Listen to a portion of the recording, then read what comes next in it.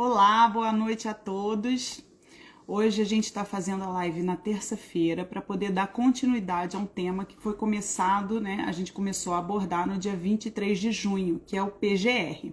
A convidada da live de hoje é a Mara Camisaça, auditora fiscal do trabalho, que assim que ela entrar, a gente começa aqui a discutir o tema. Mas tudo que foi dito lá no dia 23 sobre o PGR, né, a gente vai começar a live fazendo um breve resumo, né? Vamos partir do princípio que aquilo tudo já foi dito, vamos fazer só assim um sobrevoo nos temas que foram abordados lá no dia 23 e vamos partir dali para complementar os outros assuntos que não deu tempo de falar, né? A gente sabe que o PGR é um assunto basicamente infinito, né? Tem muita dúvida ainda sobre o assunto, muita dúvida sobre a entrada em vigor desse texto, muita dúvida sobre determinados aspectos que são novidade, né, com relação que são realmente uma mudança na legislação. Então a gente precisou estender esse encontro para duas partes, né, dividir esse encontro em duas partes. E deixa eu ver se eu consegui botar lá para dentro. Vamos ver se funcionou. Eu vou. Funcionou. Oi, Mara. Boa noite. Tudo bem? Boa noite, tudo bem e você? Tudo bem, que bom, deu certo de Tá novo. Eu tô bom. ficando boa nisso aqui, tô aprendendo a apertar o botão certo e fazer funcionar.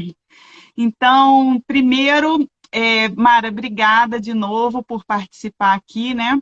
Eu estava Obrigada a aqui só você. enrolando, cozinhando o pessoal até conseguir fazer, né? Até poder botar você para dentro da live, mas falando que, na verdade, a gente está fazendo uma continuação, né? De uma live que já foi feita lá no dia 23 de junho, que o assunto é Isso. muito vasto, então realmente a gente se preocupa de não falar as coisas de forma superficial, a gente achou melhor realmente fazer dividido em dois encontros para poder abordar com mais profundidade, com mais precisão esses temas, né? Porque são muitas questões diferentes, são muitas dúvidas. E então, vamos lá, Mara, vou te pedir primeiro para mais uma vez se apresentar, né? Porque pode ter gente hoje participando ou que assiste a live de hoje e que não assistiu a live anterior. Meu nome é Mara Camisaça, sou engenheira eletricista e sou auditora fiscal do trabalho do concurso de 2006. Eu e a Ana somos do mesmo concurso, né, Ana? Isso, Também sou 2006. coordenadora do projeto de capacitação dos auditores fiscais do trabalho em segurança e saúde do trabalho. Isso. Mas também é Bem resumidamente. professora, professora de curso. A Mara é multifuncional, né? Eu sou multifuncional. Joga em várias posições aí, no ataque, na É, defesa e apita. Então, Mara, eu acho que era interessante a gente começar a tratar esse assunto, assim, fazendo então uma breve, assim, um sobrevoo, né? Uma abordagem bem pontual daqueles temas mais importantes que foram discutidos lá na live anterior. Né? E, aliás, a gente queria até, teve uma ideia conversando agora antes, de trazer aqui na live algumas novidades, né, que surgiram ao longo do dia de hoje, ao longo dessa semana. Vamos falar um pouquinho sobre análise de impacto regulatório e sobre outras normatizações que estão aí sob avaliação. Quer começar, Mara? sim, a gente estava esperando a entrada em vigor da ANR 17918 para o dia 2 de agosto, agora, mês que vem, né? E aí, na última reunião da CTPP, foi deliberado que essas normas vão entrar em vigor no dia 3 de janeiro, falando da 17918, dia 3 de janeiro de 2022. A NR 17 vai entrar em vigor também nessa data. O texto da NR17 já tinha sido deliberado em 2020, sem consenso.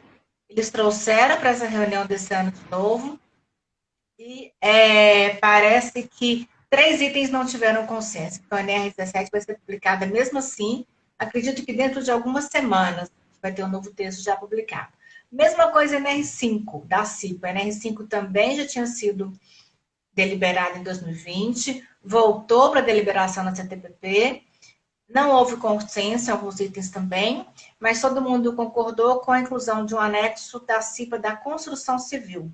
Não É muito sei se todo mundo, importante, né, Mara? não Essa sei se parte, todo mundo porque é uma percebeu. é uma questão que gera muita dúvida, é a questão da CIPA da construção civil. Então, vai ser ótimo a gente conseguir ter um É, anexo que trate especificamente aí desse assunto. porque a NR18 nova, que foi publicada, ela não fala nada de CIPA. Ao contrário da NR18, que ainda está em vigor. É uma CIPA muito complicada que está no texto da NR18. É Muito complicado. muito, muito, muito complicado. Então, eles optaram por não colocar no texto da norma setorial, e a NR5 da Constituição Civil vai virar um anexo da NR5 geral, né? Da NR5 norma especial, norma geral, quer dizer. Mas também a NR5 vai ser publicada sem consenso. Também, acredito que junto com a NR19. Ih, caramba, tá congelado, gente? Será que alguém pode me dar um retorno aqui pelo chat? Para mim, a Mara tá congelada. Voltou?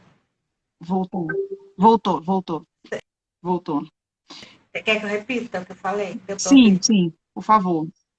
Sobre a NR5, então, a NR18 nova, que vai entrar em vigor em 3 de janeiro de 3 de janeiro. 2022, ela não tem nada sobre CIPA mais, ao contrário da NR18 que está em vigor. E, então, nessa reunião da CTPP, eles deliberaram incluir um anexo na NR5 sobre a CIPA da Constituição Civil. Foi isso que eu falei. Deixa eu ver o que eu notei aqui. Os anexos da NR9, hoje a gente tem 3 anexos da NR9, né? Vibração, benzeno nos postos revendedores de combustível e calor, né? O anexo 2 dos postos revendedores de combustíveis, ele vai lá para a NR20. E o anexo 1 e 3 da NR9 vão ser atualizados. Atualizados, eles não vão ser totalmente alterados, né? E as alterações da NR19, NR19 e 30, explosivos e aquaviário, também vai ser decidida na próxima reunião, essa alteração dessas duas normas, na próxima reunião da CTPP. Sobre a análise de impacto regulatório que você falou, Ana, é um processo, é uma etapa que agora ela precisa ser feita antes da publicação, antes mesmo da elaboração para consulta pública das normas. Como o próprio nome diz, é uma verificação, uma análise, é um estudo que a gente faz para entender qual o impacto que tem a publicação da norma, e antes disso até para ver se realmente é necessária a publicação da norma, não. A gente faz um levantamento sobre todos os pontos aí divergentes ou a necessidade de alteração do texto, e a análise de impacto regulatório ela vai concluir pela necessidade ou não da publicação, da alteração daquela norma. Uma etapa nova, e todas as normas vão ter, toda norma que for alterada, né, vai ter essa etapa aí, antes até mesmo da consulta pública. Então, assim, resumindo, a gente está jogando para uma mesma data várias normas que entrariam em vigor agora, ainda no ano de 2021. A gente vai ter o dia 3 de janeiro de 2022 como a data para entrada em vigor da NR1, que traz um novo texto, incluindo a parte do gerenciamento de riscos ocupacionais e do PGR, as NRs 7 e 9, que também já têm seus textos publicados, né, que está lá no site da ENIT, para quem quiser consultar. O site é www.enit.gov.br, tá? Os textos estão lá já, tanto o texto vigente quanto o novo texto que vai entrar em vigor. Aliás, não tem www, é http://enit.trabalho.gov.br. E aí tem a 7 a 9, tem a 18 e tem, provavelmente, né, a gente imagina que a 17 vai entrar em vigor na mesma data, junto desse E a 5 pacote. também. O que fica, e a 5 também, exatamente. O que fica muito prático, né? Porque a gente vai poder trabalhar com uma data só para todo esse pacote, já que a gente está falando em harmonização da legislação, certo? É complicado você ter uma entrando em vigor sem a outra, porque, na verdade, elas estão trazendo textos que fazem referências às mesmas coisas. Então, a gente vai ter a mesma data para todo mundo, dia 3 de janeiro de 2022. Né? Dá tempo ainda de quem não está preparado correr para se preparar, porque já era para estar, viu, gente? Porque a gente chegou, falta menos de um mês para agosto, né? Para o dia 2 de agosto, que era a data. Então, quem não se preparou, corra, porque assim como chegou rápido, dia 3 de janeiro está aí também, vai chegar num pulo. Já temos perguntas aqui. O Fábio está perguntando sobre a NR4, que trata do SESMIT. A NR4, não, a gente não teve notícia dela aí, não. Deixa eu ver aqui. Não, nessa daqui não. NR4 não, acho que não teve notícia dela, não. A NR4, na verdade, a notícia que a gente tem é que ela vai ser deliberada esse ano ainda, na próxima renovação CTPP. É uma das NRs que vai ser deliberada. Está no cronograma. Mas ela não tem previsão ainda de publicação, não. A deliberação é do texto atual. Da proposta já de texto, da proposta fechada já de texto, para ser publicada. Vai ser deliberada na CTPP. Tá bom? Então vamos lá. Primeiro, o que a gente comentou na live anterior, né? A gente vai fazer aqui um resumo e já ir complementando alguns itens. Primeiro, vamos repetir aqui quais foram as principais novidades que foram introduzidas pela NR1, principalmente quando entrar em vigor, do novo texto, do texto que já está em vigor, e com a complementação do item 1.5, que entra em vigor, então, no dia 3 de janeiro, que trata do gerenciamento de riscos ocupacionais e do PGR. Né? Primeiro, campo de aplicação, né? Está bem expresso lá no texto da NR1, que o campo de aplicação, ele abrange também outras relações jurídicas, além daqueles trabalhadores seletistas, de acordo com o que couber, né? Então, isso já é uma coisa que fica claro, que está expresso no texto da lei. A gente amplia essa aplicação das NR para outras relações jurídicas que não exclusivamente... Desde que haja previsão legal. Desde que haja previsão legal, como, por exemplo, estagiários, né? A lei do estágio. Trabalhador avulso. Isso, trabalhador avulso e outras relações que estejam previstas na legislação.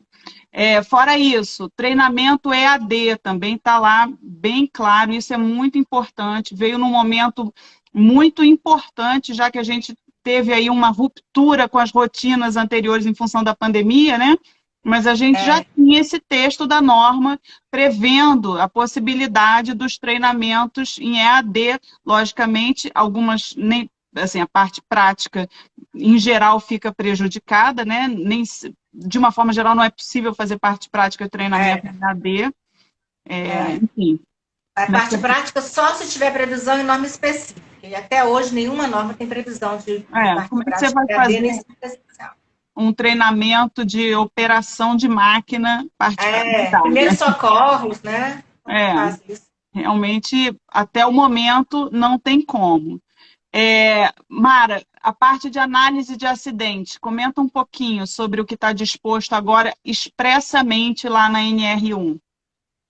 Então, a norma fala agora que todas as empresas devem adotar procedimentos na ocorrência de acidente de adoecimento, incluindo a análise de suas causas, né? E eu chamo atenção aí para o plural, né? Suas causas. Então, tem duas coisas importantes aqui. Primeiro, mostra que o que a gente já sabe, que o acidente é um evento multifatorial, né? O acidente, ele é multicausal. Aquela ação do operador, geralmente o último evento que vai provocar um acidente é uma ação do operador que apertou um botão lá, um botão errado, né? Errado. Só que atrás disso, tiveram muitos incidentes, muitos quase incidentes, muitos problemas organizacionais que levaram à ocorrência daquele acidente. Então, é importante que a empresa faça essa análise do acidente. A norma não fala quem tem que fazer. Se a empresa tiver um SESMIT, ótimo, o SESMIT pode fazer. Se não tiver um SESMIT, a empresa teria, por exemplo, que contratar um profissional da área de segurança do trabalho, porque a análise do acidente é uma análise técnica, não é simplesmente chegar lá, entender o que aconteceu e sair escrevendo, é uma análise técnica demorada, detalhada, é basicamente um serviço de investigação mesmo. Então, tem que ser feito por um profissional qualificado. A segunda coisa importante nisso mostra que, atualmente, só a NR4 que fala, que é uma atribuição para o SESMIT, a análise de acidente, só está na NR4. Então, teoricamente, hoje, né, seria só atribuição de empresa que tem SESMIT. Mas a NR1 que está em vigor já fala isso. Então, hoje, atualmente, todas as empresas têm que fazer análise de acidente, análise das causas do acidente. Eu vou até falar com o pessoal que já está assistindo. Quem quiser fazer pergunta, eu vou pedir para fazer sempre aqui nessa caixinha de pergunta, aqui embaixo à direita, tá? Onde tem um pontinho de interrogação. Vou botar aqui a pergunta que já foi feita, né, da NR4, só para ela passar. E a segunda pergunta da nova NR17, sai agora em Não, agosto. não. Sai 3 de janeiro também de A gente tá até, 2023. a gente chegou até a comentar isso. Na verdade, isso é até uma coisa boa, né? Porque a gente vai ter todas as normas entrando em vigor num momento aí em comum. Fora isso, uma outra coisa muito interessante e que vai muito na direção de todos os estudos sobre sucesso na gestão, né, sucesso na gestão em saúde e segurança do trabalho, é o que está agora previsto no texto da NR1, que é a consulta aos trabalhadores. Né? Fala um Sim. pouquinho sobre esse item, Mara, por Eu até favor. fiz um post hoje sobre isso, como é importante isso, né? É uma grande novidade na norma, está expresso isso na norma. Eu falo lá no meu post que, inclusive, não deveria ser novidade na prática, né? Porque a conversa Exatamente. com o trabalhador é uma coisa muito importante, né? Entender por que ele faz daquela forma e não porque, como está escrito, por exemplo, no procedimento de trabalho. A gente sabe que o modo operatório, muitas vezes, ele diverge muito do procedimento de trabalho, né? Então, a gente tem que entender por que o trabalhador faz daquele jeito, analisar as verbalizações, as posturas do trabalhador, para identificar os riscos e conversar com ele sobre a percepção dele, que ele tem dos riscos naquela atividade. E aí é uma percepção individual, né? E a norma fala que para isso também podem ser adotados mecanismos também da CIPA, por exemplo, o mapa de risco. O mapa de risco é uma percepção, coletiva, né? Qualitativa e coletiva dos riscos. Mas então, essa percepção que o trabalhador tem é muito importante. Muitas vezes, o modo operatório do trabalhador insere novos riscos na atividade, até mesmo muitas vezes não previstos no procedimento de trabalho. Ele está fazendo de um jeito, está inclusive inserindo algum risco na atividade. Da importância de observar e conversar com o trabalhador. Essa comunicação, né, dos gestores com os trabalhadores é muito importante para aproximar o trabalho real do trabalho prescrito, né? Prescrito. A gente, não adianta você idealizar, você pensar numa gestão em saúde e segurança do trabalho de longe do chão da fábrica, né? Exato, Sem ter o conhecimento íntimo do que está acontecendo. Então, exato. não adianta você pensar na gestão a partir da sua concepção do trabalho ideal, não, né? Do trabalho como você imagina que seja. Você tem E que muitas fazer vezes. toda essa gestão baseada no trabalho real, no trabalho que vai acontecer Exato. lá na fábrica. Porque se você for fazer um procedimento de trabalho lá na sua mesinha, lá do seu escritório, achando que a máquina está toda correta, as ferramentas estão adequadas, a condição ambiental adequada, o posto de trabalho todo adequado. Chega lá, a máquina não tem inscrição nos comandos, não tem manual de operação, o trabalhador não foi treinado, a ferramenta não é aquela. Um ambiente muito quente, um posto de trabalho irregular. Aí Ou fica coisas, muito difícil. ou então, poxa, tudo novinho. Aí você chega lá para ver a máquina, que é uma máquina nova, toda moderna, ela é projetada para um trabalhador de 1,80 m e o operador tem 1,50 m. A coisa já não vai funcionar. Exato, Então, na exato. verdade, são coisas que você só vai ter conhecimento efetivamente participando e ouvindo os trabalhadores. Tem uma pergunta aqui sobre as Vou dar um normas, o alô que para cai em Campinas aí. concurso. O que cai em concurso é o texto vigente hoje, né? É o Imagino. texto vigente. É. É o texto vigente. O edital sempre. Todo edital fala que, na maior parte, né? Eu nunca vi edital de falar diferente. Eles falam que a legislação em vigor na data da publicação do edital e não na data da aplicação da prova é que vai ser cobrada. O É, Alessandro está pedindo um alô para Campinas. Vou dar um alô para Campinas. isso. Adoro Campinas, adoro. Gosto muito.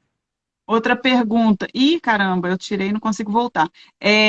O, o Fábio está perguntando também sobre a NR10.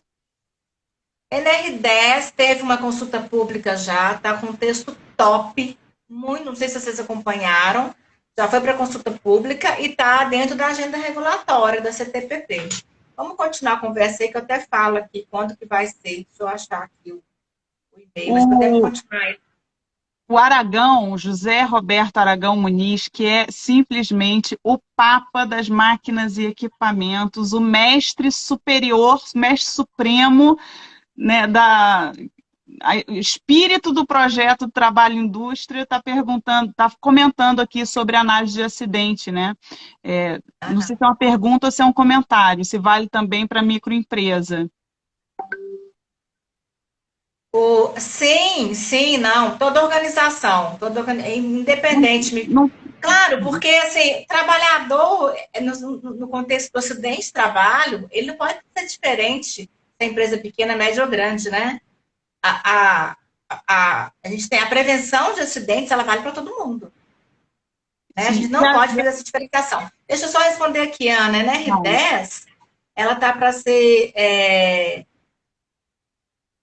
deliberada na reunião da CTPP de dezembro desse ano, a NR10, junto com a NR4, a NR11, a NR35, e vou falar para vocês que a gente vai ter uma nova NR, a NR38, de limpeza urbana. Não sei se vai ser 38, acho que sim. Vai ser 38. Também sobre o que o Aragão está falando, na verdade, assim, a NR1, ela traz uma parte ali que especifica justamente um tratamento diferenciado para MEI, microempresa e empresa de pequeno porte. Apenas aquilo que está expresso lá é que tem diferença e a gente vai falar sobre isso ainda aqui um pouco mais para frente, tá bom? Só lembrando que esse tratamento diferenciado não dispensa ninguém de garantir um ambiente de trabalho seguro e salubre. A dispensa não é essa. Com certeza. Deixa eu botar aqui uma outra pergunta. O PCMAT vai continuar com a validade até acabar a obra? Aí eu acho que ficou só metade da pergunta. Mas a pergunta Olha só, quem está perguntando? Isso mesmo. Eu entendi, é porque Kelly, eu acho, né? O PCMAT é o seguinte, o PCMAT da obra, vamos falar assim, a NR18 vai entrar no dia 3 de janeiro, né, de 2022. A obra que tiver nessa data, o PCMAT, né, o PCMAT vai continuar valendo até o término da obra. É isso que eu estou falando, está na portaria que aprovou a redação da nova NR18. Então, quando a NR18 nova entrar em vigor, não tem que encerrar aquele para obras em andamento, né? Não estou falando de novas obras, não. A Ana Kelly. Então, Ana Kelly, para a obra em vigor, o PCMAT continua valendo até o final. Mesmo depois do dia 3 de janeiro de 2022. Para novas obras, não. Para novas obras, a partir do dia 3 de janeiro, a gente vai estar falando de PGR, tá? Então, agora, vamos começar aqui o tema de hoje, né? A gente vai ter, então, entrando em vigor no dia 3 de janeiro, o acréscimo desse item 1.5 da NR1, que trata do gerenciamento de riscos ocupacionais e dispõe que o disposto naquele item tem que ser usado para fins de prevenção e gerenciamento de riscos ocupacionais. E ali ainda está expresso que não estamos falando de avaliação de insalubridade, de periculosidade, nada disso, tá? Então, o que vai entrar em vigor serve para fins de prevenção e gerenciamento de riscos ocupacionais. Aí a gente tem um item lá que se chama gerenciamento de riscos ocupacionais. E como é que se dá esse gerenciamento dos riscos ocupacionais? Através do PGR, do Programa de Gerenciamento de Risco. Nós não estamos falando de duas coisas separadas, distintas, né? A gente tem um GRO, que não é um papel, que não é um documento, que não é mais uma coisa que você tem que fazer. A gente tem o gerenciamento de riscos ocupacionais, que eles costumam chamar de guarda-chuva, né? E ali dentro a gente vai ter como é que isso vai se dar? Vai se dar através do PGR, que é realmente o que a gente vai buscar materializar, né? São os macroprocessos no GRO e a parte de documentos virá através do PGR, que é o Programa de Gestão de Riscos, tá? Então, quem vai tratar de todos os perigos da organização é esse GRO, essa coisa maior, que é o Gerenciamento de Riscos Ocupacionais. E ali dentro você vai ter que, logicamente, fazer a identificação dos perigos, a avaliação dos riscos e o controle dos riscos através de todos esses processos que a gente vai discutir aqui, né? Quais são os documentos? Então, do que a gente está falando? O que a gente vai auditar? Quais são os papéis que todo esse processo vai gerar?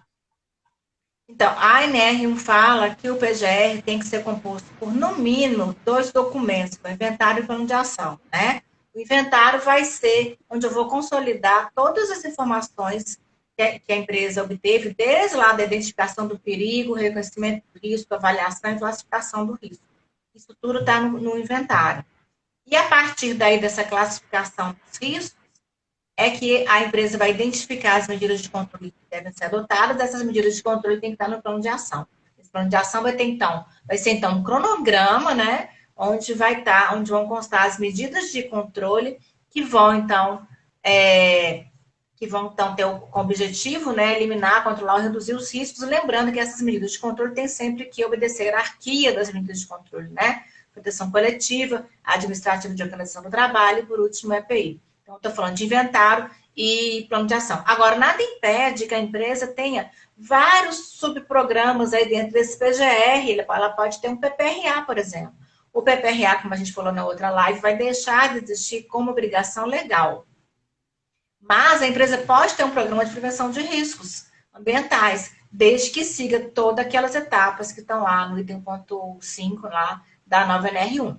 Então, os subprogramas do PGR, a empresa define. A gente tem que acostumar que as normas agora elas vão estar menos detalhadas. Elas vão ser muito mais qualitativas do que quantitativas. Elas não vão ter muitas amarras. Então, por exemplo, a norma não fala quem vai assinar o PGR.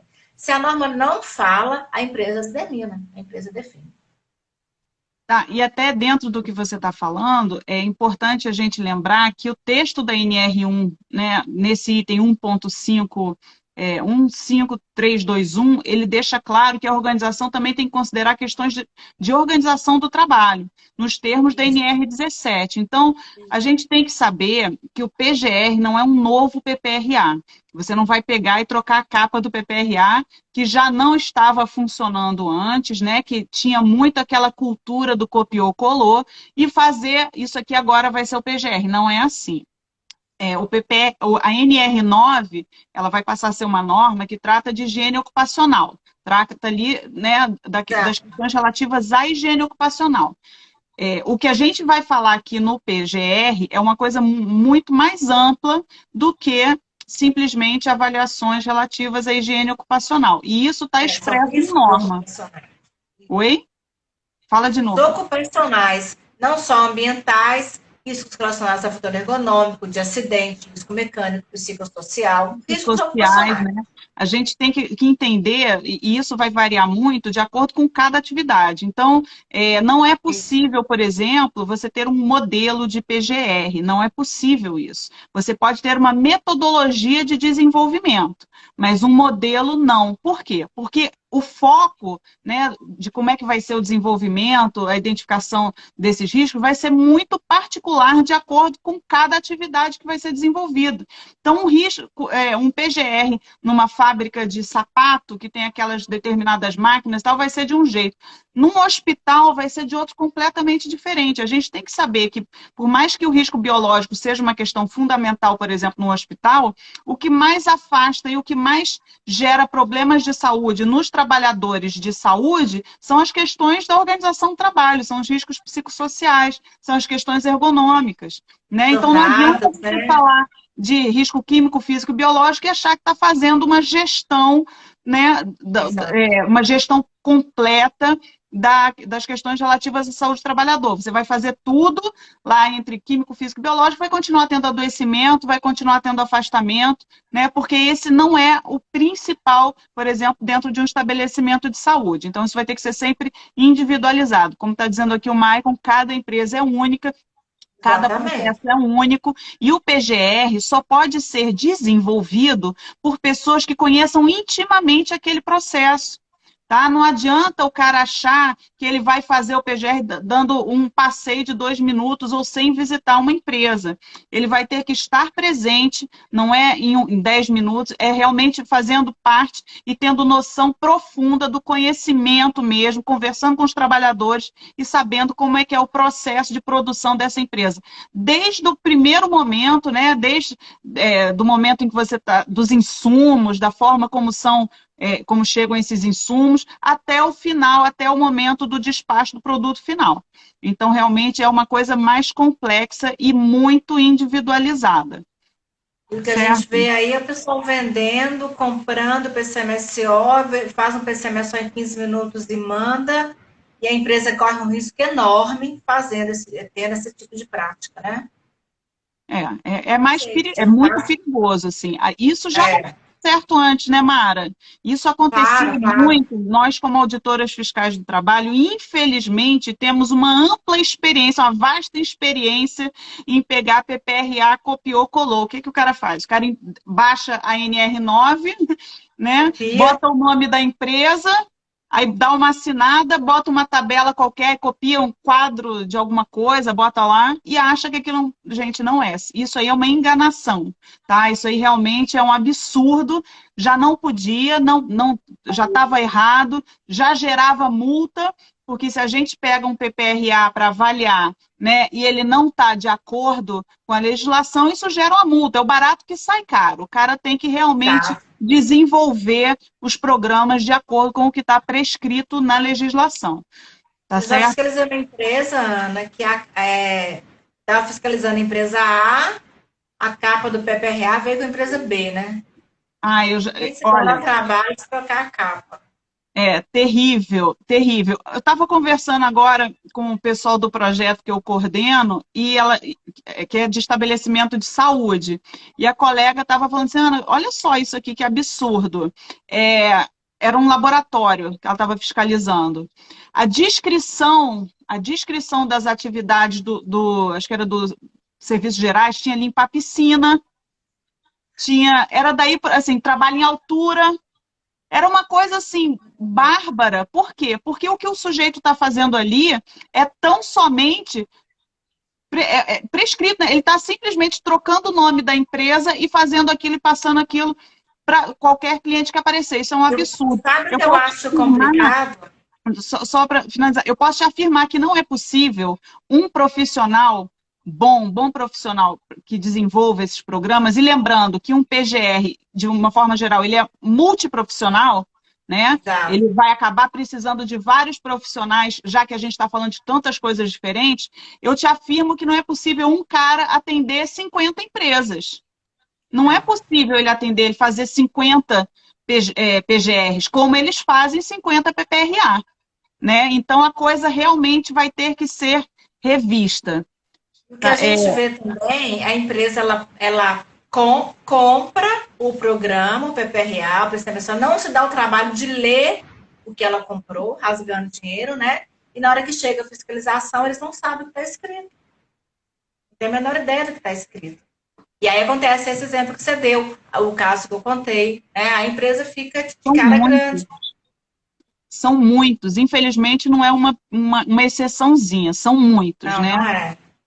E aí é isso, E né? não O barato sai deveria caro. ser, isso não deveria ser para fiscalização. Tem que ser uma prática da empresa. Né? Você não tem que fazer programa de gestão de saúde e segurança do trabalho para a fiscalização. Ah, porque a fiscalização vem aqui. Não, é porque tem que ser feito mesmo. Isso tem que ser prática da empresa. O objetivo disso é efetivamente conquistar uma melhoria no meio ambiente de trabalho, é você melhorar a produtividade daqueles trabalhadores, né? É você evitar que aconteçam acidentes, é você reduzir os afastamentos dos trabalhadores, reduzir as taxas de absenteísmo. Então, tem uma finalidade. Se você está simplesmente copiando e colando um documento, realmente ainda vai falar, pô, PPRA não serve para nada, mas o que não serve para nada é esse papel lixo que está sendo usado, né? Que infelizmente esses maus profissionais colocam no mercado, e é complicado. O profissional que faz um bom documento, que vai lá, que faz uma avaliação, que aquele documento reflete um programa, né, que não é só um papel, como é que esse profissional compete no mercado de trabalho com o outro que faz o PPRA de R$ 50? É complicado, né? Você, na verdade, isso é uma prática que a gente tem que acabar com ela. Agora, a empresa, é bom a gente lembrar também que sempre que acontece um acidente de trabalho, a empresa está sujeita a uma ação regressiva, né? Está sujeita a uma ação Sim. regressiva, e essa ação regressiva, ela é baseada geralmente nos nossos relatórios de análise de acidentes, quando a gente mostra que a empresa foi negligente, não adotou as práticas, não implementou as normas implementadoras, não cumpriu as disposições das normas. e a empresa vai sofrer uma ação regressiva com certeza. Isso já está acontecendo muito, muito. Ó, vou botar aqui a pergunta. PGR vai demandar equipe multiprofissional qualificada. Exatamente, Maicon. A Ana Kelly está perguntando: como as empresas serão cobradas de um GRO efetivo? Da mesma forma que acontece hoje, né? Assim, a fiscalização não muda. O problema é que nós somos muito poucos, né? Nós, auditores, somos muito poucos. Somos muito Então, poucos, mas temos muitos braços, né? A gente falha. a fiscalização de segurança do trabalho, ela é no local. A gente vai lá, a gente vê o ambiente de trabalho, entende o que está acontecendo e aí pede, vamos pedir, né, o PGR, né? Ver o que a empresa colocou, como que ela implementou essa gestão de riscos ocupacionais. É claro que vai ser uma novidade para a gente também, né? Algumas coisas. Então, ano que vem é que vai ser aí a virada de chave aí para todo mundo. Ó, eu vou colocar aqui a pergunta do Aragão, que é: qual certificação vai servir para aumentar o prazo de validade do PGR? Assim, Aragão. Olha só. Quem fala primeiro? Não, pode falar. Não, a gente não pode falar em prazo de validade de PGR. Né? Isso está errado. A gente não pode falar em prazo de validade especial. Prazo de validade de PRA, Programa de Segurança e Saúde do Trabalho, não tem prazo de validade. Está completamente errado. Pode procurar qualquer norma, você não vai encontrar isso em nenhuma norma, porque são programas permanentes que devem refletir a realidade da empresa, a realidade de segurança e saúde do trabalho. Ah, mudou uma máquina, mudou um processo, mudou um produto, vai lá e atualiza o seu programa, identifica se foi incluído um novo risco ou não. Agora, o que a norma fala é que, bom, o PGR é um processo de melhoria contínua, né? Como eu acabei de falar, é um processo permanente. Então, sempre que houver alguma alteração, eu vou lá e altero meu PGR se for necessário. O que a norma fala é o seguinte: olha, a cada 2 anos você tem que fazer essa revisão. No máximo, né? Agora, no máximo, se não tiver acontecido nada, agora, como a gente falou na outra live, a empresa é um organismo vivo, né? Um organismo dinâmico. Será que na empresa, tem alguma empresa que em 2 anos não vai ter acontecido nada? Né? Esses processos de certificação são os processos já ISO 45001, as certificações que já existem por aí. Isso vai, a empresa tendo ou não aumenta esse prazo de 2 para 3 anos. Mas a gente não pode, não seria o prazo de validade, é o prazo para dar uma revisada, se não tem nada, se aquele programa lá continua refletindo a realidade da empresa. E de qualquer forma, eu vou aproveitar para dar um spoiler, que na semana que vem, nas próximas 2 terças-feiras, eu vou fazer aqui uma live com um outro colega, auditor fiscal do trabalho também, e uma delas vai ser exatamente sobre as certificações existentes, como é que a empresa faz para correr atrás dessa certificação, como é que ela mantém a certificação, porque não adianta você conquistar a certificação e depois jogar para cima, né? Então a gente vai fazer uma live que vai ser bem legal com o colega Rodrigo enfim, mas vai ser na próxima semana. Então eu não vou... O dono do PGR. O Rodrigo é o dono do PGR. Então eu não vou dar spoiler agora, tá bom? Vai ter que voltar na semana que vem, Aragão. Vamos lá. Deixa só eu... já foi. Então, pessoal, só lembrando para fazer as perguntinhas aqui no pontinho de interrogação. A Ana Kelly está perguntando: pode atualizar só o inventário de risco? Como é que você atualiza só o inventário de risco? É isso que você Olha só. Essa resposta não tem pergunta, depende, né? Se você atualizar o inventário, por exemplo, você conseguiu eliminar, controlar um risco, reduzir um risco, né? A medida de controle correspondente que estava lá no plano de ação, ela já não vai precisar, ela já foi eficaz, né? Ela já foi eficaz. O plano de ação, ele está bem concatenado com o inventário. É possível você alterar o inventário, você alterar o plano de ação? Depende muito. Isso aí não tem, a gente não tem receita de bolo para nada. Depende da situação que você encontrar na empresa. E, na verdade, assim, a gente tem que imaginar cada coisa como uma linha, né? Senão, no momento em que o risco foi identificado, todo o resto é consequência. Na identificação do risco, o inventário do risco ele é o começo, mas ele não é separado do plano de ação. Então é muito complicado você falar que vai atualizar só o inventário, porque se teve alguma mudança no inventário, necessariamente eu vou ter que entender os próximos passos, o que aconteceu depois dali, para poder saber quais são os reflexos ali no plano de ação. Né? Plano de ação é isso, eu vou identificar alguma coisa e preciso saber o que eu vou fazer depois. Então, eu acho bem difícil a gente entender uma atualização só do inventário. Por isso que a norma, quando ela fala da atualização do tempo, né, do prazo máximo para fazer essa atualização, ela fala na parte do inventário, mas ela está entendendo que todo o resto é consequência disso. Então, não adianta você atualizar o inventário e não atualizar o plano de ação, porque senão não vai estar batendo uma coisa com a outra, tá bom? Então, vamos lá. Periodicidade ou validade já falamos, né? Que foi até o que o Aragão aproveitou para perguntar. Já falamos aqui da previsão expressa sobre a consideração das condições de trabalho nos termos da NR17, que agora está na NR1. Responsabilidade de elaboração e implementação. A gente já falou, mas eu acho importante a gente frisar, porque isso é uma coisa muito diferente também. Não adianta achar que um cara, não está escrito, a responsabilidade é da organização, né? Exato. Mas quem? Pode ser o chefe do RH? Isso não está escrito, mas quem é que tem que fazer esses documentos? É quem tem a capacitação técnica para desenvolver. Se a grande questão naquela empresa é uma questão relativa à ergonomia, não adianta, você vai precisar de um profissional que seja especialista em ergonomia para poder participar desse inventário, para participar da proposição das medidas e tudo isso. Então, você vai precisar saber que cada aspecto do PGR pode necessitar de um profissional específico. E a complexidade disso vai ser muito proporcional à complexidade daquela empresa. Né? Se você tem uma empresa... Exatamente, isso mesmo, Maicon, um ergonomista, lógico, né? Se você tem uma empresa que tem, assim, sei lá, 5 questões críticas diferentes, você talvez precise de mais profissionais. Um hospital, por exemplo. No hospital, a gente tem a questão do risco biológico muito importante, a gente vai precisar dos infectologistas, das anotações de CCIH, tudo isso. A gente tem a radiação ionizante, a gente tem a questão da ergonomia, então a gente precisa que todos esses profissionais estejam assim, integrados, né, para poder desenvolver um bom PGR, um bom programa de gerenciamento de riscos e assim conseguir fazer uma boa gestão dos riscos ocupacionais, tá? Então não existe uma pessoa, e isso para elaborar e para implementar a mesma coisa. Para implementar a mesma coisa. Não adianta você achar que é um cara que é uma equipe multidisciplinar. Equipe multidisciplinar sempre para poder fazer a implementação e a elaboração do PGR, tá bom? Aí, e a organização sempre é responsável final. Isso. Coloquei aqui para a gente lembrar sempre, né? Com relação aos princípios básicos do PGR. Tem 2 coisas que a gente vai acabar falando sempre em tudo quanto é live, né?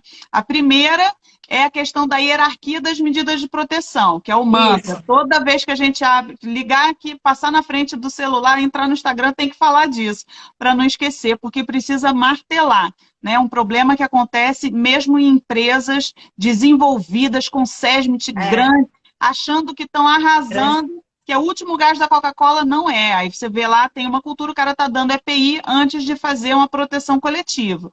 Então, primeira coisa que eu coloquei aqui para a gente não esquecer de falar, hierarquia das medidas de proteção. Primeiro, buscar eliminar o risco, buscar substituir aquela situação. Né? Primeira coisa, esgotou, né? É uma escada, você vai esgotar essa medida e vai passar para quê? Para as medidas de proteção coletiva. Né? Tentar conter esse risco na fonte, tentar fazer com que esse risco não chegue até o trabalhador. Então, segundo passo, proteção coletiva. Terceiro passo, depois de esgotadas as medidas de proteção coletiva. Medidas administrativas de organização do trabalho. E, por fim, a questão do EPI. Tá? Então, vamos só falar isso para não dizer que a gente passou em frente ao Instagram e não falou, mas lembrando, e isso está claro, está expresso lá na NR1, da hierarquia das medidas de proteção. Não dá para dizer que não servia. Para não ter dúvida. E a segunda coisa que está aqui para não esquecer de falar é o princípio básico do PGR, que é aquele item 1532, Mara, que está expresso Isso. lá e que é como se que todas as organizações, na hora que começar a ler o PGR, passa nesse item para poder fixar. O que eu falo é que o item 1532, ele é assim, o resumo do PGR, né? Não sei nem por onde começar. Dá uma olhadinha no item 1532, você vai ver lá as ações coordenadas e sistematizadas que devem ser realizadas. Então, primeiro, vou tentar evitar o perigo. Claro, né? Estou para comprar uma máquina lá que faz um ruído, que tem um acesso, uma abertura lá que pode representar um acesso perigoso. Vou tentar mudar uma máquina, vou fazer essa avaliação antes, tentar evitar o perigo. Caso não seja possível, eu vou identificar aquele perigo e qual que são as lesões, os agravos à saúde que aquele perigo representa. E aí vou avaliar o risco correspondente, né? Correspondente àquele perigo. Ana, você está aí? Tô botando aqui o 1532 aqui para Ah, tá, facilitar, ó. porque não está aparecendo aqui. Não Tá está tudo aparecendo, não? tremendo aqui para mim. Não, tá aparecendo, mas para mim tá tudo tremendo, mas tranquilo. Ah, é porque Aí minha você mão vai está fechando. avaliar os riscos relativos àquele perigo. O que é avaliar o risco? É identificar o nível de risco a partir da severidade da lesão correspondente com a probabilidade da ocorrência daquela lesão. Então, vou avaliar o risco. Uma vez avaliado o risco, um risco leve, médio, elevado, né? Eu vou fazer a classificação daquele risco para quê? Para fins de adoção das medidas de proteção. Então, se eu tenho essa classificação, é que vai ser a porta de entrada do inventário para o plano de ação. A partir daí, eu vou identificar minhas medidas de controle, a partir dessa classificação dos riscos, né? Identificar as medidas de controle, observando a hierarquia que a Ana acabou de falar, né? A hierarquia das medidas de controle, e implementar essas medidas. Agora, não basta somente implementar. Lembrando que essas medidas, as medidas de proteção coletiva, geralmente elas são medidas de engenharia, elas demandam um projeto, um dimensionamento, né? Ela tem que ser devidamente instalada e mantida. Não adianta eu instalar um clausuramento de máquina geradora de ruído e ir embora. Eu tenho que manter o clausuramento, eu tenho que verificar se aquela proteção foi eficaz, né? E aí a norma fala, acompanhar o controle dos riscos. E aí está o processo da melhoria contínua, né? Se não tiver controlado ou reduzido o risco, eu tenho que voltar de novo, entender o que está acontecendo e ver o que deu de errado, porque o risco não foi controlado. E aí a gente está falando, quando a gente fala em medida de proteção coletiva, nessa ordem aqui, a gente está falando da prevenção ativa, né? Mas a gente tem a prevenção reativa também, que é quando acontece um acidente de trabalho, é quando o meu relatório anual do PCMSO, que agora chama relatório analítico, vai chamar, né, relatório analítico, identifica um resultado anormal em algum exame, eu vou tentar entender por que aconteceu aquele acidente, entender por que tem gente adoecendo, e voltar lá nesse item 532 e ver, fazer essas etapas todas de novo. Aí a gente está falando então da prevenção reativa, foi a partir de um evento, né, um acidente, um adoecimento, que a gente vai tentar entender o que aconteceu e eliminar, controlar ou reduzir o risco. E aí é que está também o processo de melhoria contínua. Beleza. Então, lembrando, o item 1532, tá? É um item que tem que ser sempre revisto para que você até vá acompanhando e sabendo se esse PGR Tá. está sempre de acordo com o que está disposto na norma, tá bom? Bom, outra pergunta que até está aqui também, e eu vou. Mas estava aqui no planejamento para a gente falar, que não deu tempo da gente falar na outra semana. Mara, o que a NR1 determina nesse texto aí que vai entrar em vigor em janeiro a respeito das técnicas de análise de risco a serem utilizadas na gestão dos riscos? Então, a técnica de análise de risco, ela vai entrar naquela fase de avaliação do risco, mas a norma não fala quais técnicas você vai usar, quais técnicas a empresa vai adotar. Por que a norma não fala isso? Porque seria impraticável a norma determinar qual a técnica de análise de risco para cada tipo de processo. Isso é impossível fazer isso. Então, a empresa vai precisar de profissionais que conheçam as técnicas de avaliação de risco, que identifiquem qual é a técnica que deve ser utilizada para aquele processo produtivo e implementar aquela técnica. Pode ser, inclusive, necessário mais de uma técnica para determinada atividade, não tem problema nenhum. Tem uma nova BNT que fala sobre as técnicas, mas tem várias outras técnicas aí de análise de risco que a empresa pode implementar. E aí é que está, é um dos pontos que eu acho que está a valorização do profissional de segurança e saúde do trabalho. É um profissional que é demandado muito para se atualizar, né, para estudar bastante, conhecer tudo isso que a norma está exigindo. Então, tem todo o universo de informação por trás das normas que é fundamental para a implementação da norma. Esse é um exemplo, as técnicas de análise de risco. A norma não fala qual técnica que tem que ser usada, para qual processo, nada disso. O profissional tem que entender isso e tem que usar de acordo com o processo. E aqui também, no ramo do spoiler, né, as duas próximas lives, então, que vão ser com o Rodrigo Vaz, que é também o colega auditor fiscal do trabalho, uma vai ser sobre a questão das certificações e a outra vai ser justamente sobre essas técnicas de avaliação de risco. Tá? Então, não percam, nas duas próximas terças-feiras a gente vai complementar, porque também não adianta a gente começar a falar sobre isso, porque isso não dá para falar em 5 minutos. Né? Então, realmente demanda aí uma live inteira e as perguntas, não adianta a gente falar sem poder responder pergunta, né? Então, vou pedir para quem tiver perguntas sobre certificação e sobre as técnicas de análise de risco, né? Que deixe para as duas próximas terças-feiras e não perca aqui as nossas lives. Próximo item, né, que é muito importante a gente comentar, está lá no item 15442. Para cada risco tem que ser indicado o nível de risco ocupacional, determinado pela combinação da severidade das possíveis lesões ou agravos à saúde, com a probabilidade ou chance de sua ocorrência.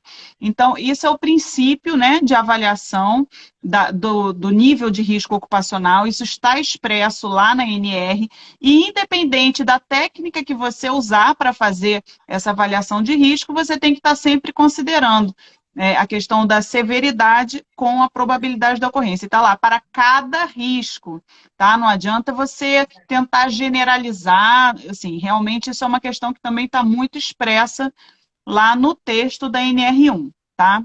Olha, e também é importante a gente lembrar a importância de se reconhecer todos os riscos, porque risco não reconhecido não é passível de prevenção.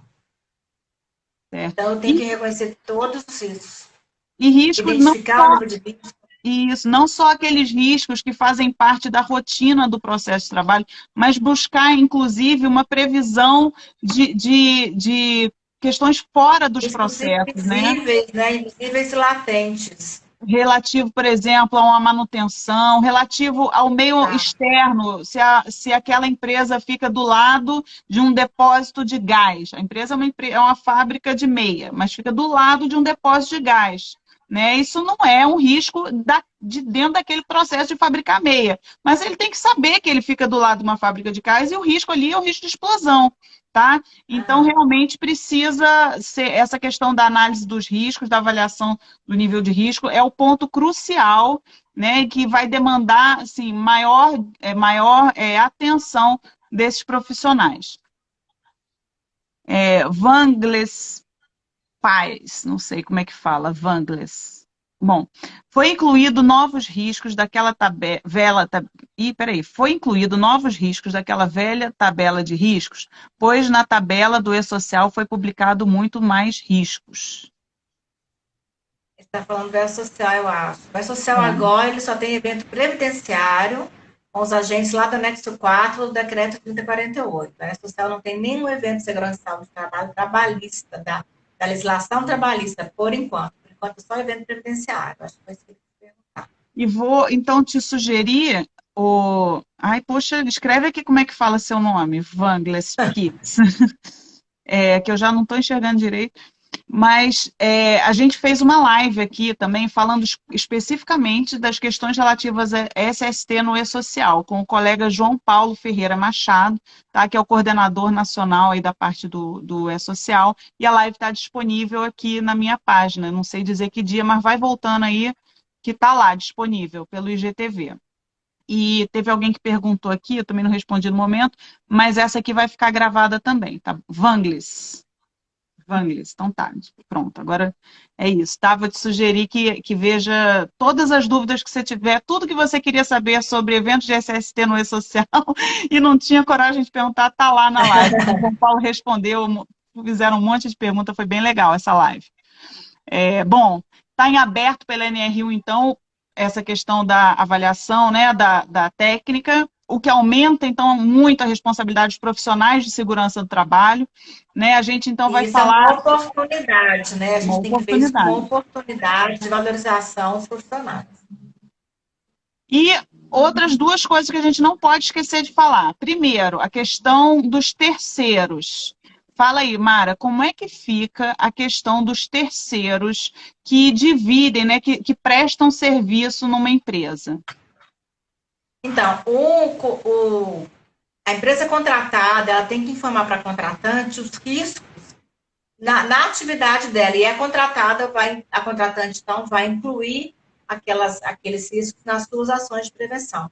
E a contratante também tem que informar para a contratada quais os riscos do seu ambiente. É uma troca, né, gente, de informação. Isso está lá no item, deixa eu ver o item aqui. 158 da NR1, que fala sobre as contratantes e contratadas. Existe toda uma troca de informação. A contratada tem que informar para a contratante os riscos na sua atividade. E aí a contratante vai inserir aqueles riscos nas suas medidas de prevenção. Isso. O Fábio está falando, exatamente, Fábio, que tem técnicas, isso aqui é da NBR 31010, né? Tem técnicas de FIMEA, APR, APP, RASOP, LOPA, BOLTAI, AQR e outras. Exatamente. Então, a gente vai falar sobre essa... Fala. Não, tem na NBR 31, mas tem outras técnicas fora da NBR. Né? Eu quero falar que a empresa tem que ficar presa só na NBR. Tá? Essa live ficará disponível? Sim, ficará disponível para todos sempre. Está lá na internet. Vamos lá. Vou deixar a pergunta do Aragão para o final, tá, Aragão? Estou vendo aqui, mas eu vou deixar para o final, porque a sua pergunta é a cereja do bolo. Vamos lá. Tratamento diferenciado para ME, EPP e MEI. Isso aí já está, inclusive, no texto atual, né, da NR1. O que o texto atual fala?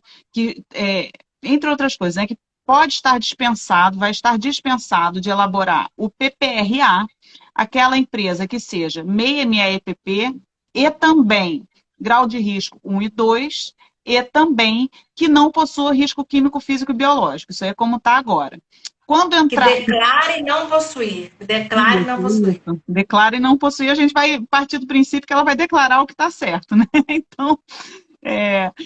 Então, isso, com relação ao PCMSO, seria que declarem não possuir risco químico, físico, biológico e ergonômico. A partir da entrada em vigor do novo texto da NR1, como é que vai ser? O MEI, ele está sempre dispensado de desenvolver o PGR. Mas o que acontece? E se ele presta serviço em estabelecimento de terceiros? Aí quem vai ter que prever as questões relativas ao MEI é o contratante, tá? Então, o contratante não está dispensado. Quem está dispensado é o próprio MEI, tá bom? E para ME e EPP, grau de risco 1 e 2, sem risco, que declare não ter risco químico, físico e biológico, aí também fica dispensado, mas não está dispensado de fazer o gerenciamento dos riscos ocupacionais. Porque como a gente já falou aqui, os riscos ocupacionais, os riscos do trabalho, eles são além do risco químico, físico e biológico. Né? A gente tem outras questões incidentes sobre a saúde do trabalhador. Por isso, não quer dizer que ele esteja dispensado de tratar os riscos, só está dispensado de elaborar. Exato, essa dispensa é a dispensa da elaboração de um documento, é uma dispensa meramente administrativa, né? E como eu falei no início dessa live, ninguém está dispensando da empresa de garantir um ambiente seguro e saudável, não é isso. Só lembrar, Ana, rapidamente, o MEI que está dispensado do PGR, né? A gente fala isso para o MEI que tem empregado, né? Todo MEI pode ter até um empregado. E aí, a gente tem que lembrar das fichas MEI que a CIT disponibilizou, né? Para todos os MEIs, a gente tem fichas de segurança e saúde do trabalho com as principais medidas de prevenção para controle e redução dos riscos daquela atividade do MEI. Então, ele não vai ficar descoberto. Isso, inclusive a gente fez uma live especificamente falando sobre as fichas MEI, que está lá disponível no perfil da Linus Cursos Jurídicos, né? Falando de onde vem, para onde vai, quem precisa conhecer. E a gente está fazendo também uma série de lives falando sobre os riscos específicos de determinadas atividades. Nessa quinta-feira vamos falar, eu vou me lembrar qual é, mas é uma baseada numa das fichas MEI, vai aparecer aqui na minha cabeça e eu vou me lembrar. Bom, a pergunta da Ana Kelly. O terceiro vai entregar o seu inventário de risco. E o plano de ação? O plano de ação, ele pode integrar, na verdade, eu entendo que o contratante, ele é responsável pelo plano de ação, pelas medidas de controle no seu estabelecimento. Né? Se o MEI, se o terceiro contratado, né, tem que entregar, fala para ele apresentar para o contratante os riscos na sua atividade, a partir daí, a contratante tem que implementar as medidas de prevenção para garantir o trabalho seguro, né? Olha, a Dercy acabou de entrar, eu falei nela, ela acabou de entrar, tá? E o Lindos Cursos Jurídicos. Eu acabei de me esquecer, eu fui comentar qual é a live que a gente vai fazer quinta-feira, qual é a atividade que a gente vai falar. Se você estiver entre nós, faz o favor, escreve aí qual é, porque eu não estou me lembrando. Minha cabeça não está prestando, não. Então, gente, olha, vou fazer aqui agora a pergunta do Aragão. A avaliação da fiscalização vai ser individual e qualitativa? Fazer essa pergunta. Como assim, a avaliação da fiscalização? Como assim?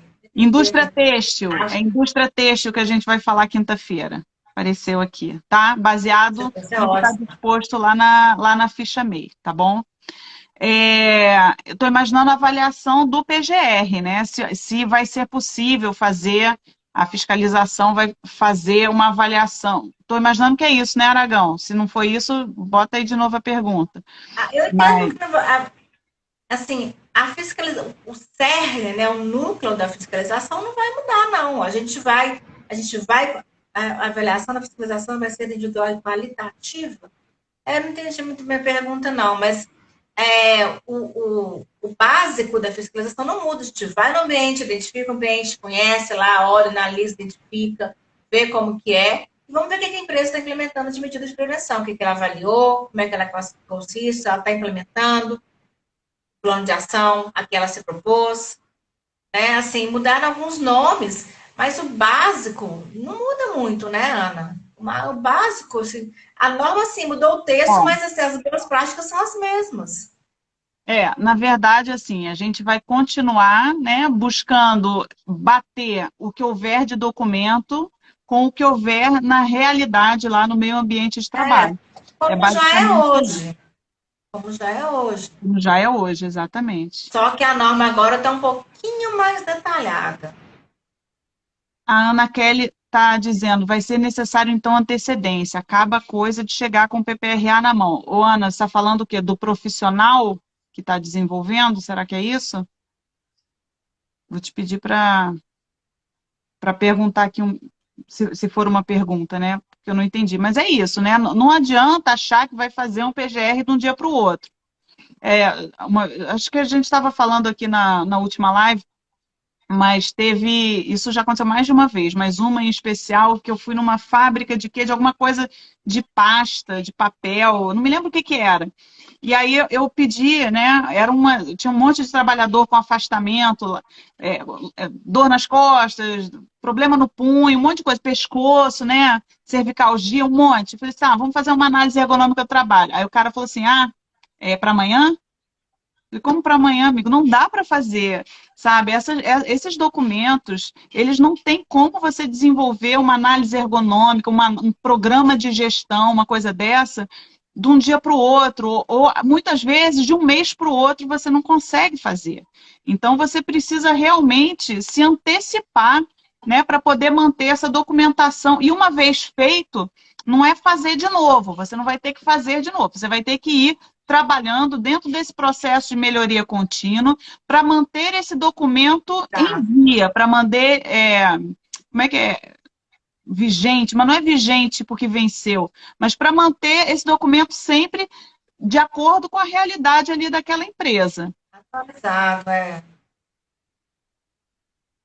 O contratado chegar com o inventário na hora de trabalhar.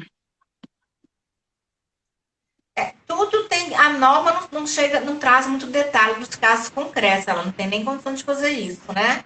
Mas tem que ser uma coisa aí combinada. O contratado, ele não vai chegar E no dia que ele começar a trabalhar e falar, eu tenho esse risco, como é que nós vamos fazer? É um negócio que tem que ser feito com antecedência mesmo. Tudo combinado, tudo planejado. Nada Aliás, toque de caixa. é a base de tudo, né, em gestão em saúde e segurança do trabalho. É que tudo seja feito dentro de planejamento e sem improvisos, né? A gente vai ter que entender que a regra é essa e que não tem mais alternativa. Se não for dessa forma, vai dar errado, tá certo? Pessoal, vou perguntar, só saber se tem mais alguma pergunta que a ser feita. Acho que conseguimos responder aqui todas as perguntas. Se tiver passado alguma, eu peço desculpas. A Luciana da LN Med está falando aqui, manter o documento vivo, exatamente, não adianta. Ah, tem Ah, aqui um que passou, peraí. Talvez não tenha ficado claro minha pergunta. Minha dúvida não é sobre o E-Social, mas do excesso de riscos que foi colocado nas tabelas do E-Social e que até então não era do conhecimento de todos. o E-Social que vai entrar em vigor, bom, não sei. O que a gente tinha planejado no E-Social com relação à segurança do trabalho da legislação trabalhista saiu, não está valendo mais. Como eu falei, só mesmo legislação previdenciária, decreto 3048. É o que está no E-Social hoje. Aquela quantidade de risco lá, risco econômico, não vai ter por enquanto. Não vai ter no PPP. Não vai ter. Certo? Vamos lá. Quem mais, gente?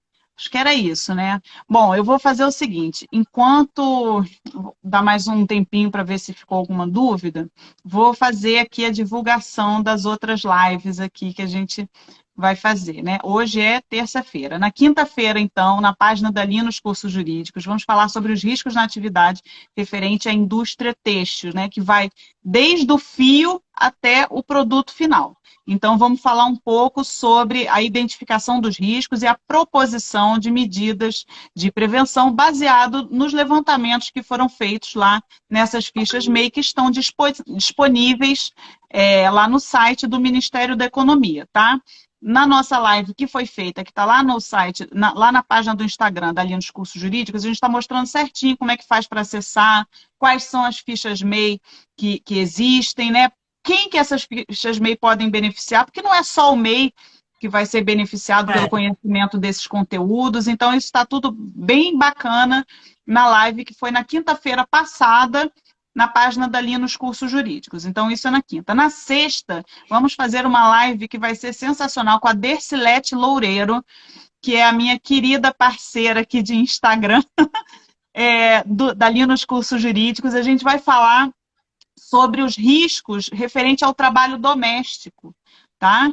Então, convido a todos a participarem e divulgar para quem interessar também, porque essa live vai ser muito bacana. Na sexta-feira, às 20 horas, aqui no meu Instagram. E na terça, então, eu vou trazer o Rodrigo Vaz, que é o colega também auditor fiscal do trabalho. Aqui eu chamo todos os colegas auditores fiscais de trabalho, porque a nossa equipe é uma equipe altamente qualificada. Eu tenho os colegas assim mais brilhantes que vocês podem imaginar. Então, vocês vão ter aqui a oportunidade de conhecer muitos deles. E a gente vai falar, eu não sei ainda se nessa terça vai ser a parte da NBR 30010, ou se 31010, ou se a gente vai falar sobre a parte de certificação. Ainda não fechamos qual vem primeiro. Imagino que seja sobre a questão da gestão de riscos, tá? Mas acompanhem que eu vou fazer a divulgação aqui nos próximos dias. Vou combinar com ele qual a gente vai fazer primeiro e vou fazer a divulgação nos próximos dias, tá bom? Bom, não apareceram aqui outras perguntas. Dou-lhe uma, vamos finalizar. Pronto, apareceu. Vanessa, sobre o risco ergonômico, é recomendado contratar um ergonomista ou o próprio SESMIT pode fazer esse reconhecimento para o PGR? O que vocês Tem uma recomendam? nota técnica do que o Ministério do Trabalho publicou, né? Quem deve elaborar a análise ergonômica do trabalho. A gente não tem a profissão de ergonomista, a gente não tem o CBO, né, um Código Brasileiro de Ocupações para ergonomista. Então, essa nota técnica fala que o ideal, né, a nota técnica não tem um poder assim, normativo, né, Mas o ideal é que o conhecimento dos fatores humanos, formação de nível superior. Então, pode ser um ergonomista, fisioterapeuta, é o ideal, né? Alguém que conheça essa parte toda dos fatores humanos. É isso que a nota técnica fala. E é isso que eu, pelo menos, me sinto bem mais confortável, bem mais segura quando eu olho uma análise ergonômica feita por um fisioterapeuta ou por um ergonomista. Mas a norma não determina, isso não está na NR 17. É. E não adianta, tá, fazer um trabalho como esse, por exemplo, que é um trabalho tão específico, mal feito, tá? É, Assim, não vai trazer o benefício que é esperado. Então, realmente é muito importante que o profissional que desenvolva esse documento, que não é um papel também, né? Que é um documento que tem que ser aplicado e tem que estar refletindo ali aquele meio ambiente, não adianta ser qualquer pessoa. Tem uma pessoa aqui na live falando, chama engenheiro de segurança, trabalho e ergonomia. Então, pronto, ó, temos aí na live um engenheiro de segurança, trabalho e ergonomista. Tem que ser realmente alguém especialista nessa área para não falar bobagem. Infelizmente, assim, vou te falar, Mara, de coração, existe uma 99, responsabilidade técnica. não, 99% das análises ergonômicas de trabalho são bobagem. São bobagens, são umas coisas assim que você vê que o cara não sabe o que ele está fazendo. Ele não sabe, a empresa não sabe o que está contratando, né? Que é um problema, e o cara que está fornecendo não sabe o que está fornecendo. Então, é muito importante É, é, que seja um profissional habilitado. Só uma coisa, a Vanessa está falando, minha bateria acabou, minha pergunta foi respondida? Foi, Vanessa. Eu vou voltar aqui para lembrar qual é a pergunta, porque eu me lembro que eu falei aqui da Vanessa. Sobre o risco ergonômico, é ela recomendado que contratar perguntou. ergonomista. É isso que eu estou falando. Então, é muito importante que seja um profissional habilitado. Não existe o CBO de ergonomista, não tem como dizer que é um ergonomista que vai fazer. Mas é muito importante que seja um profissional capacitado, bem capacitado, para não fazer Cara, bobagem, tá? Tem uma. Gente, tem. O que é isso? A Andréia e o Fábio, para mim, aparecem aqui que estão querendo entrar ao vivo. Tem alguma pergunta que vocês queiram fazer? Eu só estou perguntando para conferir, porque teve uma vez que apareceu assim, eu botei a pessoa ao vivo e ela tinha só esbarrado o dedo. Ela ficou, eu tô de pijama. Eu já estava com a, com a Dercina, acho que foi com a Dercina. Ela falou, eu tô de pijama. Eu falei, mas você clicou aí e pediu para entrar. Então, só vou pedir para confirmar ali, tá? Aí tem outra pergunta aqui. Pessoa formada em educação física pode elaborar uma análise ergonômica do trabalho? É isso que que a a gente gente acabou estava. de falar, né? Essa nota técnica do Ministério do Trabalho, que Tem quiser outra pode mandar uma pergunta. Você mensagem sabe o para mim. número dessa nota É técnica? 183, se não me engano, deixa eu ver aqui, 183 de 2000 e... Vou olhar aqui agora. Mas o Educação Física, pela nota técnica, sim, pela nota técnica poderia, porque não...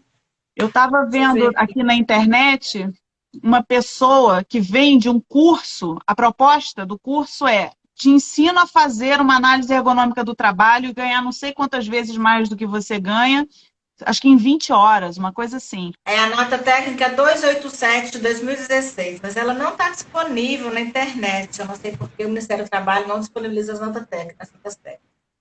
Quem quiser pode me mandar um e-mail, não sei se você tem também, Ana, mas eu tenho essa nota técnica, eu me manda uma mensagem, Disponibiliza eu aqui mando a nota técnica. Já pelo, mandei para vários alunos. pelo direct. Muito interessante o texto da nota técnica. A Andrea falou que não pediu, só está ouvindo. E deixa eu perguntar, ver aqui a outra pessoa. Peraí, Aragão. Pessoa formada aqui já foi.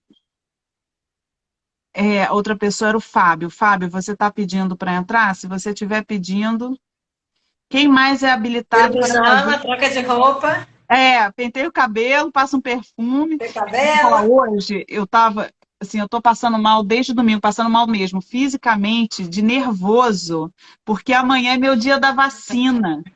Amanhã eu vou tomar minha primeira dose da vacina. Eu tô que não me aguento, Mara. Ainda não sei como é que eu vou fazer, que roupa que eu vou para tomar minha vacina. Pintei até a unha para ir tomar a vacina. Eu tô empolgadíssima. Assim, eu tô com dor de barriga, tô passando mal desde domingo porque chegou meu dia da vacina. Aí ela está perguntando, a Vanessa, quem mais é habilitado para fazer laudo ergonômico? Não, olha só, então, a nota técnica fala, a profissional especializado em fatores humanos, né? E esse profissional tem, inclusive, responsabilidade técnica. Porque a análise ergonômica ela vai recomendar algumas ações, né? E se essas ações implicarem em introduzir um novo risco ergonômico, então esse profissional tem responsabilidade técnica também sobre esse documento. Vai ter E que as botar um implicações carimbinho dele. ali, né? Vai ter que botar Vai um botar um carimbinho ali. carimbinho. É, Mahira,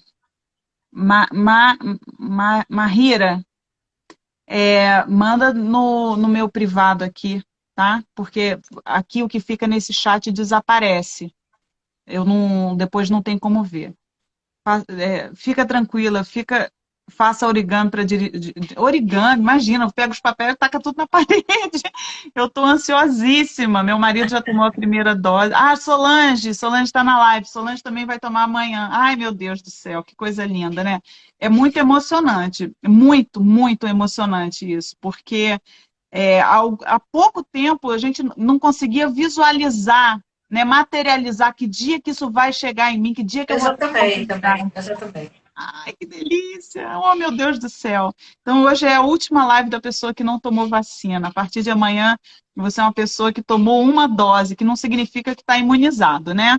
Mas, pelo menos, eu vou ter tido a oportunidade de tomar. Vamos lá, tem outra pergunta aqui. Perdão, a minha internet caiu e não vi a resposta à minha pergunta. A live ficará disponível? Sim. Glau, ficará disponível, tá? Vou gravar aqui. Ah, o Jorge está aqui. Oi, Jorge, boa noite. Importância da responsabilidade técnica não tem nada a ver com a RT da engenharia. CB Ah, ergonomia sei, está não, não tem nada a falando. ver com a RT, nem falei engenheiro aqui. É especialidade técnica pelas implicações que ele vai colocar no laudo, né?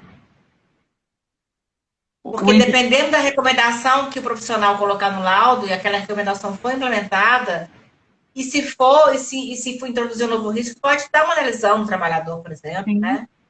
A sim. responsabilidade é nesse sentido.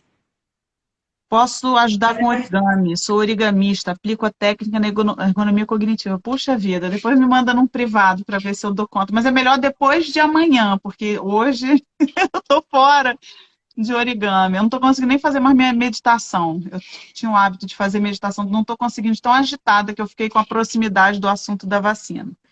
Bom, pessoal, então acho que é isso. Acho que as perguntas foram respondidas. É, Acho que esse assunto da ergonomia está dando bastante assunto, né? Sim, achou importante colocar, beleza. Não, tá certíssimo o CB ergonomia. Tá certíssimo. Tua observação é perfeitamente válida e realmente, às vezes a gente fala, pode parecer que tem a questão do ART, mas não era isso não, tá? Quais Não, não. principais pontos para atacar nesse início do PGR? Qual será o olhar da fiscalização? Vamos lá. O PGR tem que ser atacado como um todo, né? Mas tem que começar pelo começo, né? Identificando o perigo, reconhecendo os riscos, desde o iniciozinho com calma, como a Ana falou, uma coisa assim, de chão de fábrica, tem que ir lá, tem que ver, detalhar, olhar todas as atividades, ver os riscos invisíveis, muitas vezes, né? Então, começar do começo mesmo, atacar pelo início. Não tem receita de bolo, não. Mas se fosse falar assim, uma primeira questão, eu acho que é o conhecimento profundo daquela atividade. Tá? O Sim, sim. conhecimento não dá para você pensar em nada posterior a isso, sem você ter o conhecimento profundo da atividade, sem você conhecer a atividade como ela é desenvolvida, conhecer os trabalhadores, entender É o quais que a são os gente problemas faz relatados. É o que a gente faz quando a gente vai numa empresa, né, Ana? A gente tenta entender o processo produtivo antes. A gente Exatamente. fiscaliza todo tipo de empresa. Então, eu tento entender que tipo de máquina que vai estar lá, sem risco químico, qual é o principal risco físico, né? Vibração. A gente tenta entender antes para não chegar lá e ter uma surpresa, né? Tá Sim. mais ou menos preparado. Então, se fosse perguntar qual é o primeiro passo, eu imaginaria que é esse, que é fazer uma respiração profunda, chegar lá e conhecer profundamente aquele processo produtivo para tentar imaginar, né, não imaginar da cabeça, mas para tentar descobrir, imaginar, eu usei uma palavra ruim, descobrir quais são aí os cotovelos dessa atividade, né?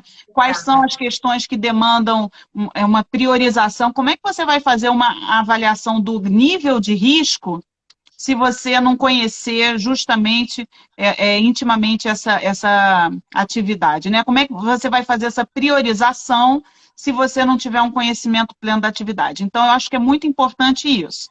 Para começar, conversar com os trabalhadores Com e certeza. conhecer intimamente essa atividade. E o olhar da fiscalização é esse também, tá? Segue prévio treinamentos. O olhar da fiscalização é esse, é para saber se, na verdade, a pergunta é, né, que eu vou me fazer. Isso aqui representa um processo de gestão em saúde e segurança do trabalho ou se limita a um papel para apresentar a fiscalização, tá? Não é para ser um papel, é para ser uma gestão que a gente lê essa gestão através de um papel. Então, o olhar da fiscalização é para ser exatamente assim. E corresponde ao que a gente está vendo na empresa, né? Tem que ser o espelho do que está acontecendo na empresa. Isso. Aí, me chamo Karine Benedetti e sou fisioterapeuta do trabalho, especialista em ergonomia. Ah, legal, Karine. Eu sou fisioterapeuta também. Não sou mais, né? Fui um dia, há muitos anos, mas a minha formação inicial é em fisioterapia também. A Mari já tomou a vacina. Ai, meu Deus, amanhã eu vou poder falar. Amanhã eu vou fazer. Ai, meu Deus, não sei nem o que eu vou fazer amanhã, mas eu vou tomar minha vacina. Plano de adequação, treinar os envolvidos e setores da empresa. Beleza. A NR1 pede para ouvir os trabalhadores. Ela não pede, não, ela manda. Tá? Ela manda. Tem que ouvir os trabalhadores. Antes, agora está bem, bem claro. Vangles. Ainda não sei se eu falei certo. Qual o parâmetro para a empresa precisar ter uma AET? Um escritório de contabilidade precisa ter? Então, uma coisa muito importante para a análise ergonômica é a leitura do manual de aplicação da norma. O manual de aplicação da NR17 fala que a AET deve ser feita a partir de uma demanda. Então, por exemplo, você está numa empresa, você vê um assento totalmente irregular, uma cadeira sem encosto, aquela coisa, aquele assento duro. Você tem que fazer análise ergonômica para isso? Não, você vai lá e troca a cadeira. Então, a análise econômica ela parte de uma demanda. E essa demanda é a própria análise, o próprio manual da NR17 fala os tipos de demanda que existem. Queixos no serviço médico, lombalgia, dores no dorso, no pescoço, um absenteísmo muito elevado, com problemas de relacionados à ergonomia, ou na denúncia do sindicato, essa demanda ela é variada. E aí você não tem que fazer análise ergonômica para a empresa inteira. Tem que identificar essa demanda, identificar o contexto e fazer análise ergonômica direcionada para aquele contexto, para aquela demanda. Eu recomendo para todo mundo a leitura do manual de aplicação da NR17. Esse manual está disponível no site lá da ENIT. Está disponível na internet. Eu acho que essa questão da ergonomia, ela está rendendo assim bastante dúvida, né? A gente podia pensar em fazer uma live voltada para essa parte da ergonomia, hein, Mara? Ah, mas chama a Laila. A Laila? Top. Eu te conheço, Ana. Trabalhei por 6 anos junto ao MPT e MT no Rio Grande do Sul nas forças-tarefas de frigorífico. Assessorei MPT capitaneado pelo Ricardo Garcia na época. Ricardo Garcia. Eu não sou do Rio Grande do Sul, não. Eu sou do Rio de Janeiro. Fala aí, porque eu não entendi. Agora eu estou curiosa. Os profissionais precisam entender que agora a gestão precisa ser realizada da forma correta. Acabou o copia e cola que muitos fazem no PPRA. Exatamente. Tem uma... Ups, peraí, fiz besteira aqui. Tem uma outra pergunta. Tem que aplicar ferramentas da ergonomia? Exemplo, pula, equação de NIOSH. Isso eu acho que vai muito do profissional, né? Se a ergonomia da linha francesa ou da linha americana, né? É claro que nem a norma, nem o manual da NR17 fala sobre a metodologia que tem que ser aplicada, ocra, rula. E o profissional tem que saber, tem que ver. Por exemplo, não adianta eu aplicar uma metodologia que foca em movimento repetitivo de membro superior se o trabalhador faz acionamento de pedal, movimento com os pés. Então, a norma não vai falar sobre metodologias de análise ergonômica, né? Isso cabe ao profissional identificar a demanda e aplicar a metodologia. O método de NIOSH, ele é bem limitado, né, na minha opinião, porque ele parte do princípio de uma situação assim, ideal, né? A pega do material a ser movimentado é correta, é adequada, na posição adequada, o piso é contínuo, não tem saliência. Então, assim, é uma situação ideal que a gente não encontra muitas vezes. Mas a equação de Nash fala que no máximo 23 quilos deve ser movimentado, né? 23 quilos muitas vezes é suficiente para provocar alguma lesão, dependendo da pessoa, né? Então, mas a norma não fala, a norma nem cita essa equação de NIOSH. Tudo isso é esse conhecimento por trás da NR que os profissionais de segurança têm que ter, que não está escrito na norma. Isso é que aí é que eu acho que está a valorização do profissional de segurança de trabalho, de ter esse conhecimento e conseguir fazer ele convergir para o que a norma exige. Gente, ela está falando que eu acompanhei algumas audiências junto às questões da JBS. Eu tô com senilidade, isso é fato, assim. Eu tô com uma senilidade muito esquisita, que eu tô até às vezes ficando preocupada, que eu não me lembro mesmo das coisas. Mas acredito. Só posso te dizer o seguinte: você deve estar certa, eu acredito. Devo ter acompanhado. A única ferramenta que tem na NR é na iOS, mais nada. Não, a NIOSH não tem NNR. É importante, professora, que os métodos sejam aplicados corretamente dentro da realidade. E vemos Claro. muitos erros nas aplicações destas, certo? Ferramentas ergonômicas e Tá. complementar para confirmar algum diagnóstico, mas não é obrigatório. Enfim, Isso. está semifinal as lives. Ih, caralho. Isso aqui é algum corretor. Gente, eu vou encerrar, eu vou agradecer profundamente a todos, tá? Por acompanhar. Então, vamos seguir no assunto PGR por 3 terças-feiras, né? Falando da parte de certificação, falando da parte da metodologia de avaliação dos riscos. Fora isso, convido a todos para acompanharem as outras lives de sexta. Sexta-feira é fixo, toda sexta-feira a gente tem alguma live e a próxima, então, é sobre o trabalho doméstico, tá bom? E às quintas-feiras, na página também da Linus, agora a gente vai fazer uma série de lives baseado nesses riscos, nas fichas MEI, né, que estão lá no site do Ministério da Economia, tá bom? Vou agradecer e passar aqui a palavra para a Mara poder se despedir e até a próxima semana. Eu que te agradeço, Ana, o convite, achei ótimo. É nossa obrigação, eu acho, também divulgar essas informações, né? Tem muita coisa nova para todo mundo, tem muita coisa nova para a gente também.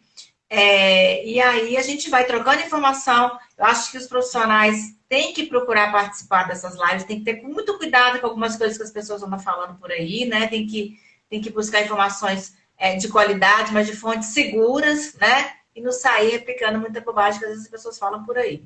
Mas eu acho que é nossa obrigação também, como auditor fiscal, orientar e divulgar essas informações aí, tentando melhorar aí a qualidade e o trabalho, né, dos profissionais de segurança e saúde do trabalho.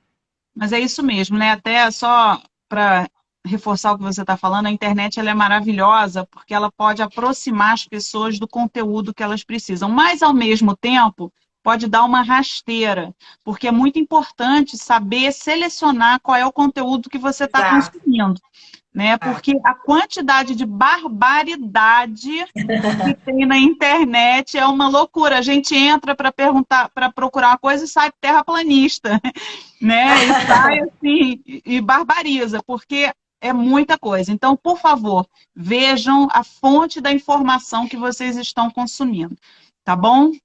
Muito obrigada, mais uma vez, Obrigada, boa Ana. noite e até Obrigada, pessoal. quinta-feira. Obrigada, Obrigada, até a próxima. Mara. Tchau.